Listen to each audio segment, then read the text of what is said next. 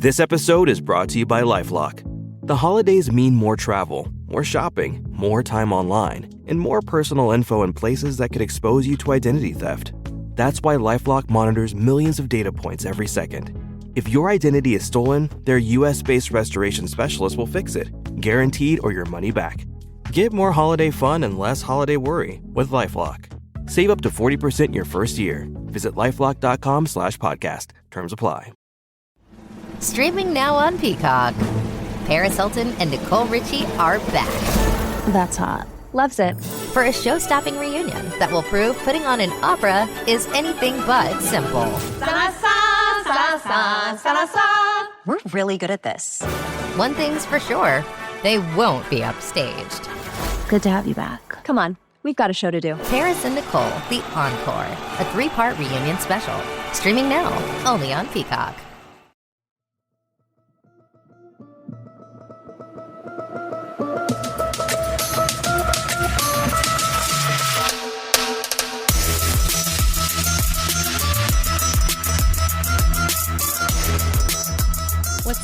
What's up? Hello, everyone. It's been a couple weeks, which is actually pretty good for me lately. So I'm going to just go ahead and pat myself on the back and give myself some praise, a gold star, if you will, because it feels good. But here I am. It is a Monday. I've even stopped doing my Tuesday releases of my podcast. I've just kind of gone willy-nilly. Who even came up with that phrase? I don't know. I think that's the first time I've ever said it, and I really liked it. I'm going to say it more. It has been decided. Anyway, guys, what is up? It is your girl, Sarah B. Morgan, obviously, because this is my podcast, and you clicked play knowing it was my podcast, so you would assume it is me on here. I've had a lot of caffeine. I feel like I start a lot of my podcasts saying that as well. I actually, I did kind of a little self-care Monday. I'm just going to start off the bat and talk about all the good things. But we are happy, we are positive, we are caffeinated today. So beware. It might be one of those days that you have to slow me down to a 0.5, because I'm at a 1.5 today for sure. So I'll try my hardest, which is probably not that hard, to slow it down a little. Okay. Here we go. Today is Monday, so happy Monday. I hope you guys all have a great week. I really do. Sending out all the positivity and good vibes and lots of amazing things coming y'all's way. Anybody who's listening to that, that's coming to you right now. So take it in. Take it in.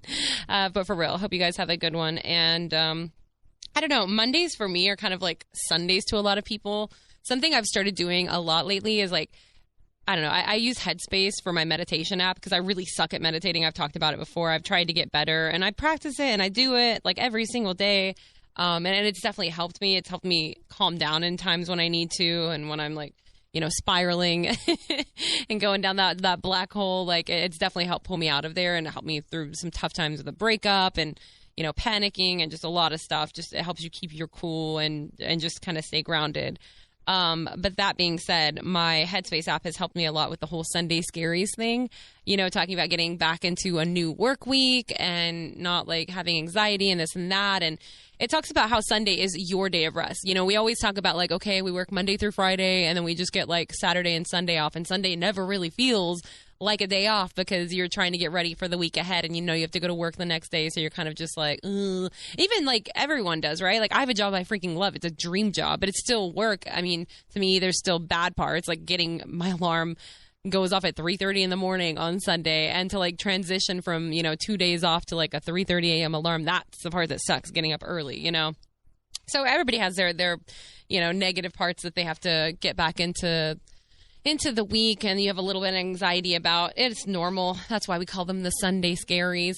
But so again, I'm sorry, I'm all over the place. So a lot of people try to jumpstart, the week by getting prepared. So I have to say I'm so guilty of it too. And I really even love watching videos lately. I've been going down rabbit holes of meal prep videos and, Sunday reset videos. I could watch those all day. I don't do it myself, but I like watching other people do it. It's very enjoyable. It's very soothing and relaxing and calming. All three of those. Anyway. So that's what they say. I used to do the same thing. I would get up, go to the gym, go to the grocery store, meal prep for the week, try to get everything sorted and situated, veggies chopped,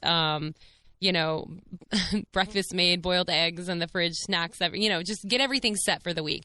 And then I would even get on my computer and start looking up like trending stories and news stories and getting all my stuff ready for the next day. But then by doing all this, you're like really like, especially the stuff for work, like it's great to be ahead and prepared, but you're also basically giving up your day off to like get ready for everything else in the week. So you're giving up your day of rest by like jam packing it full of trying to get everything ready for the week. So anyway, this meditation app I have just talks about how you really should just like, it's so in our nature to do that, but it would be great to like not do any of that, to just breathe and rest and allow yourself to enjoy your day off. It is a day off, so you should treat it like one. And so I've been really, really trying to be more mindful of that lately and not like jam packing everything into a Sunday. So actually this last weekend I had Saturday free before I went to a concert that I'll talk about in a little bit. And so Saturday, I vacuumed everything. I Swiffered everything. I cleaned my entire apartment, which was so great, and did laundry and, ran the dishwasher. And I did everything so that I could just absolutely chill out on Sunday, which was the best idea ever because I was so effing hungover on Sunday that I don't know that I've ever felt worse. It hurt to laugh. I couldn't even think. Words weren't coming out the way they were supposed to. It was so bad. But I will get into that, I guess, really quick. I went to a concert on Saturday night, which was awesome. I went to see Bad Bunny. I apologize to everyone who follows me online. Shout out to J.R. Lloyd. He is awesome. He is a listener of the Lex and Terry Show, and we kind of became friends through that. And he posts hilarious memes. And he posted one recently about saying something like, there's nothing like going to a concert and waking up the next day deleting it because of your loud woos or something. And I'm like, this is literally me. I do this all the time. Like, I go out and then I'll have a few drinks and then I'm like, it's a great idea to film this. And then the whole time in the video, you can hear me singing or wooing or just acting a fool. And then I wake up sober the next day and I'm like, nope. And I delete them. And I totally did that. I had 2 or 3 live sessions that I filmed on my Instagram at Sarah B. Morgan, in case you guys gonna want to like follow the train wreck and see the next one. And I didn't even watch them to see if like I should leave them up there. I just deleted all of them like immediately. I was like, I don't want to hear myself.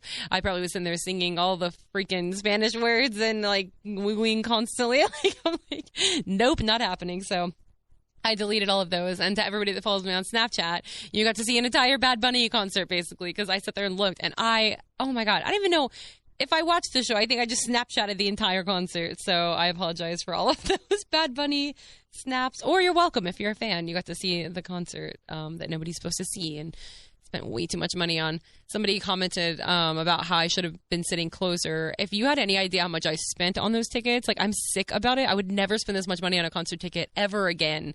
And I was still pretty far away from the stage. So, but it was an amazing concert. It was my 3rd time seeing Bad Bunny.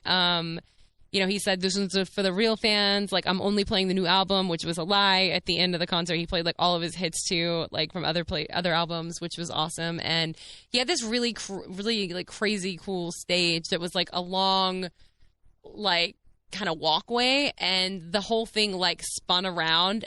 And it was like floating in the air and rotating the whole time. So like he was like all over the stadium. It was really, really cool. And of course he had like fires and like fire and fireworks and a lot of pyro and lasers. And it was just, man, it was like next level awesome. It really was. I have a problem when I go to concerts though, like anybody probably. I love to drink and I hardly ever remember this show. Like it's always so foggy. And so this time I was like, I'm only going to have like one at the venue and that's it. Well, of course, you can imagine how that went. You get down there, all the Bad Bunny fans are there, everyone's singing together and partying and having the best time. Tequila shots, tequila shots, tequila shots. So the concert was still a little foggy. So I was kind of like thankful that I had Snapchatted the whole thing because I wouldn't watch. I'm like, oh yeah, I remember this. So kind of funny.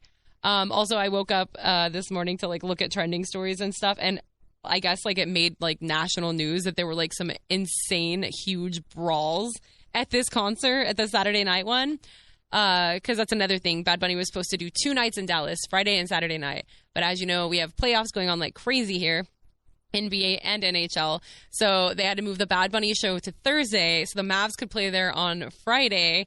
And then Bad Bunny was again Saturday, which is what I went to. And then the Stars played on Sunday and won Game 7, going to the next round. So it's been crazy, but yeah, apparently there were some huge fights and brawls, like all these girls just like punching each other and pulling hair. And I swear it looked so close to where I was sitting. But when I watched it, like the song that was playing, I remember when he played that and I was so beyond excited. I was screaming like every word and I wasn't paying attention to anything around me. So it very well could have been in the same aisle as like we were sitting, but like I would have never known. And it was kind of funny if you go watch the video. It's all over online. Just Google like Bad Bunny girl fight or something, because it looks like they're like punching each other and pulling each other's hair to the beat of the song. And I watched it like 5 times. Kind of crazy. Anyway, so that was a really fun time. Gotta love some Bad Bunny. Bad. Let's see, another update. I think I talked last time about going to that improv jam session. Improv jam session. I'm Sean Connery. And I did. It was interesting. I was very excited about it. I would not call myself a pessimist, but I have a very vivid and wild imagination, and I really prompt myself up. Like I prop everything up in my head to make it seem like it's going to be amazing, and everything kind of fails in comparison, so it's not really fair. So I try to downplay things now purposely, or like tell myself it's not going to be that great, so that when I get there, you know what I mean? I don't know. But I had this like so propped up in my head that it was going to be this huge venue, and there was going to be like a stage, and that like every seat was going to be packed, and it was going to be so loud and crazy and just a huge audience. And I just had this idea that it was going to be like unbelievable. It was like absolutely not. Don't get me wrong. It was still a really good time. And it was a great improv practice, and it was a really cool method that they had going on and everything. But I got there, and first of all, I'm mad at myself because, you know, I've always been very codependent, and especially like after getting out of this relationship, I, you know, was super dependent on him for years. Like I couldn't do anything. I didn't even change a friggin' water filter. Like everything was depending on him. And so I'm trying really hard to find my independence again and be just myself and strong and ballsy or ovary up, like they say in The Magicians.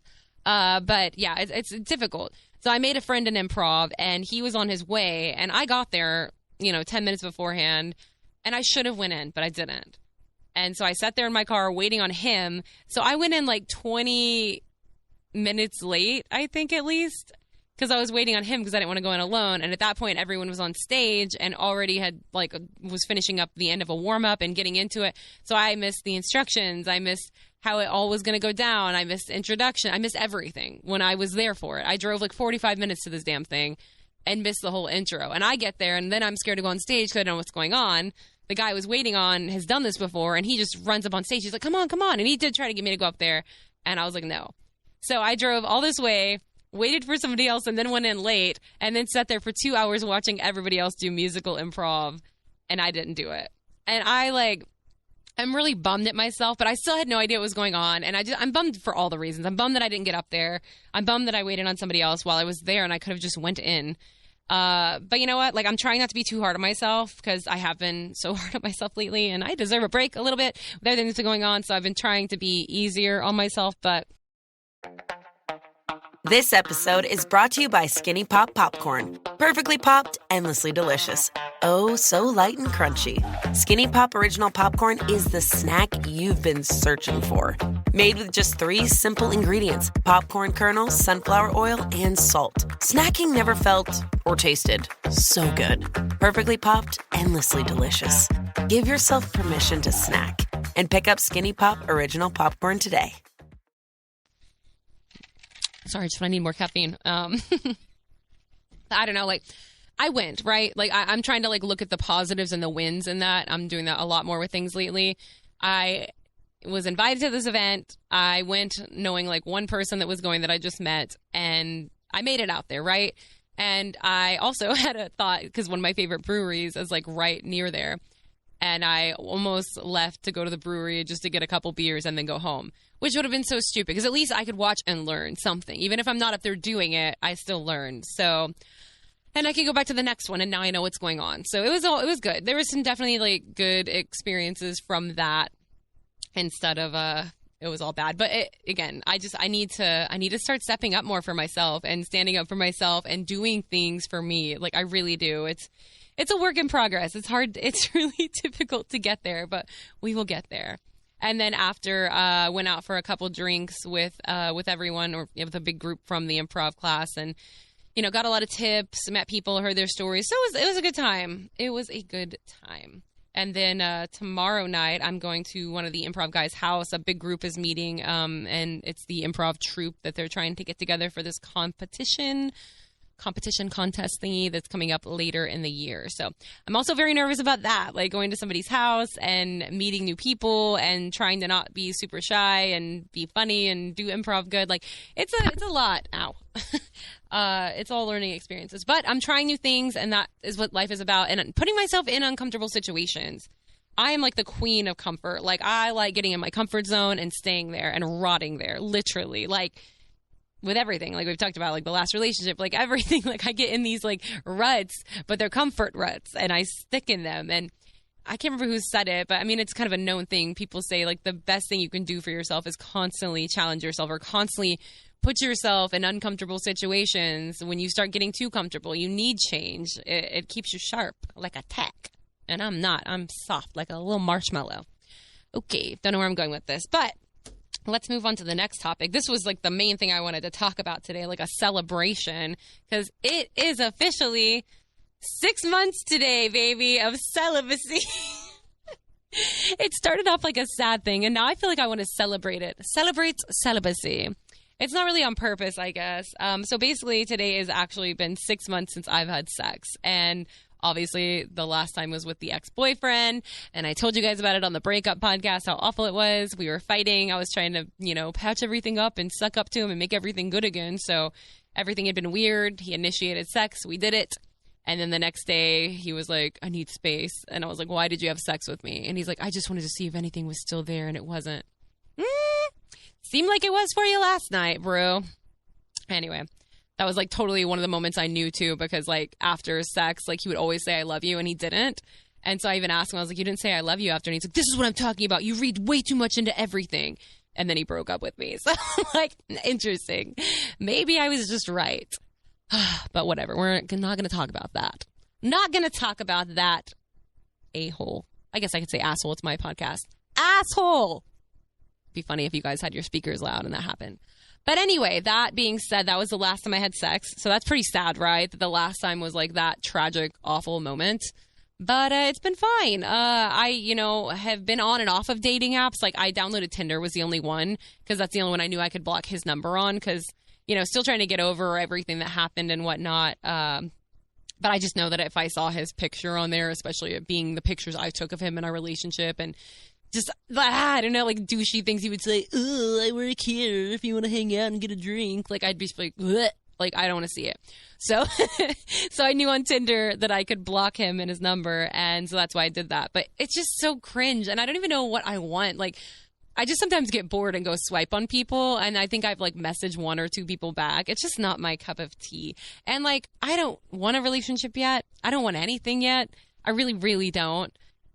I'm still obviously got a lot of healing to do. And oh, look, this is the first time I've said it this podcast. My therapist said, my therapist says that, the easiest way to get past something is to basically find something else to fill that void or that like hole inside of you. No pun intended, but literally and figuratively, I guess.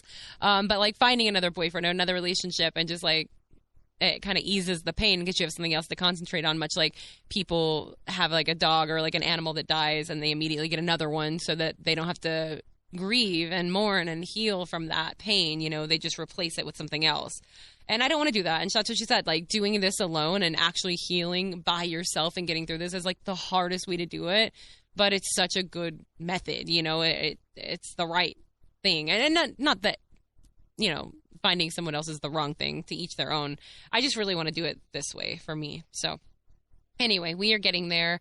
But like I said, 6 months, that's crazy. I was also listening to, I think I've talked about her before in here, I'm not sure, Dr. Ramani. She's like the #1 like doctor of like narcissism and, discovery, and has like some really great books out there and great information, a great follow on Instagram as well. A lot of just really informative videos. And she recommends, and I'm not doing this per se, but she recommends after getting out of a relationship with a narcissist or going through narcissistic abuse, that it's good to be single for a year. And I can't remember if I've said this before. If I've repeated myself, I'm sorry, but whatever. Just fast forward. But basically, it's good to be by yourself for a year because you get to know yourself again. You fully heal. you start loving yourself again, and you start realizing your worth and like what you will and won't put up with anymore. So you need to like heal that and get that strong barrier back. So like the next guy you meet or the next person you meet, you don't settle. Like if there's one red flag or there's something that they won't do or it's something you notice that you don't like you have to have your like absolute deal breakers. Be like, nope, this is not for me. And the longer that you are by yourself and the stronger you love yourself, like the better chance you'll have to get in something healthy, and you won't settle for anybody's BS or less than what you want or what you deserve, So I'm really trying to concentrate on that. And again, I'm not sitting here saying like, okay, I got to wait at least 6 more months now. Like it has to be 12 months to the day. But I have it in the back of my head for sure. And, while I could go out and have fun and get drunk and bang a bunch of randos, like, I'm just not ready for that yet. I'm really not. I'm enjoying my time alone. It's also kind of difficult trying to learn to be alone again, but I'm getting there. I have my my little Friday night habits, like I posted a picture of it on my social media a few days ago. My Friday night, I go to therapy. Well, I do online therapy and then get my like salad and go, a crumble cookie and some wine and watch like, something on Netflix or a good movie. I don't know. It's just like, it's really nice. I really enjoy it. So it's been not bad. That being said, I will give you guys an update as well, as I'm not sobbing my freaking head off today. I did rehome the birds, a couple weeks ago. It was done. It was the hardest day ever for me. Oh my God, I haven't cried about this at all. I've been okay. Well, no, I have cried, but I thought I could talk about it and be totally fine, but okay. Anyway, I did rehome them. It was very, very hard to do. The first couple of days at home, which I figured would be this way, were really, really hard. Getting home and not having them there, not saying, hi, friend, having my little babies. It was really awful. So for a good 2 days, maybe 3 days, I just like bawled so much, so many random cries. And it's been 2 weeks now, and it's obviously still really hard for me. I miss them. I miss them so much. I've gotten updates that they're doing great, though, so that's good. The confusing part about it, and it's so crazy, is because the things I'm like sad about and missing are all the exact reasons that I was like, I need to rehome them. I need my space. I need my like sanity back. I need to be able to do stuff. So it's like all the reasons for rehoming are all the reasons I'm missing them. So that's very confusing. But, I had them for 10 years, so it's going to take time to get used to this. It still doesn't feel good. I was honestly kind of expecting to have this happen and then me be like, oh my God, this is what life is like without them. Like, this is great. Like, this was definitely the right decision. I gotta say, I'm not feeling that right now.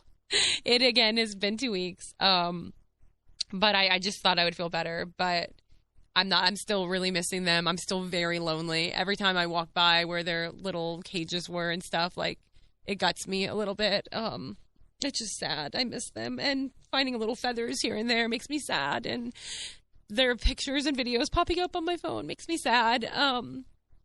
It's lonely. It is. And just sitting on the couch and not having my hand up in the air with a bird in it the whole time, like a waitress or something.